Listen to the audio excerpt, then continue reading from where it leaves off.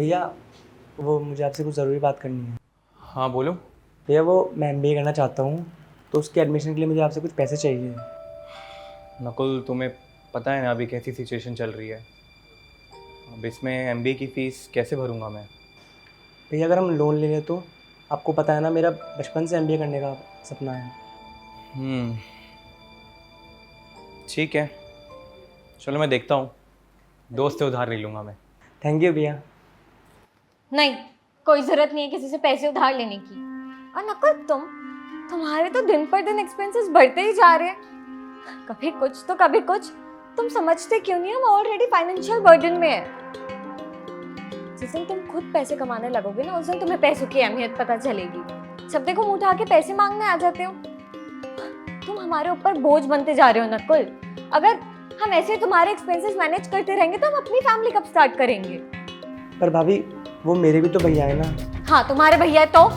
और अगर MBA करके मैं कुछ बन गया तो आपको ही तो सपोर्ट करूँगा। पता है मुझे तुम्हारा सपोर्ट, अपना सपोर्ट अपने पास ही रखो तुम।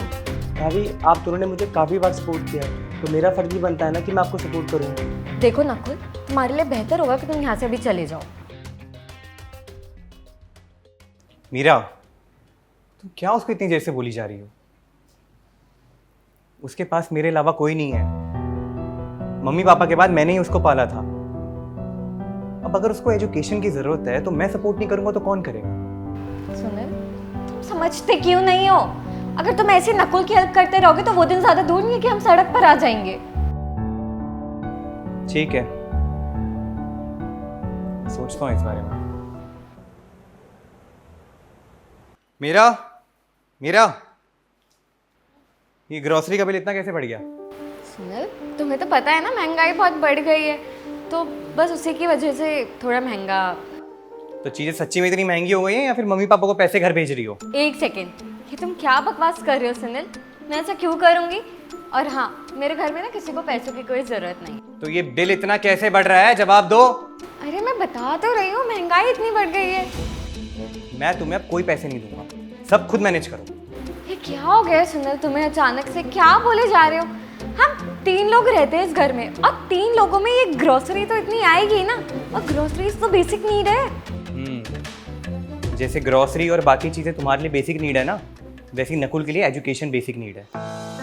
वो तो एजुकेशन के लिए पैसे मांग रहा था और तुमने उसको उतना सुना दिया उसके लिए।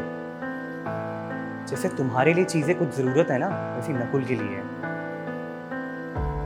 तुम्हें इस चीज को समझना चाहिए। Sunil, I am really sorry, please मुझे माफ़ कर दो। मुझे उस टाइम ये सारी चीज़ें रियलाइज़ नहीं हुई, बट अभी मुझे सब कुछ रियलाइज़ हो गया है। मैं अभी नकुल से जाके माफ़ी मांग लेती हूँ, और तुम भी प्लीज़ उसकी फ़ीस का अरेंजमेंट करो।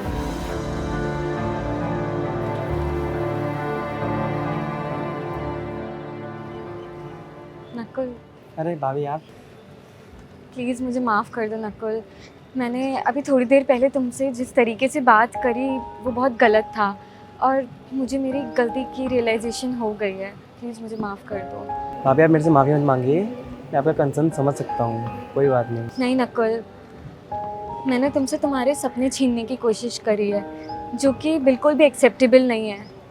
तुम मेरे छोटे भाई जैसे हो, और अब से तुम्हारी पढ़ाई का जो भी खर्चा होगा वो मैं और सुनील मिलके उठाएंगे। थैंक यू सो मच भाभी। कोई बात नहीं, अब नीचे चलो, यहाँ पर भीगते रहोगे क्या? चलिए।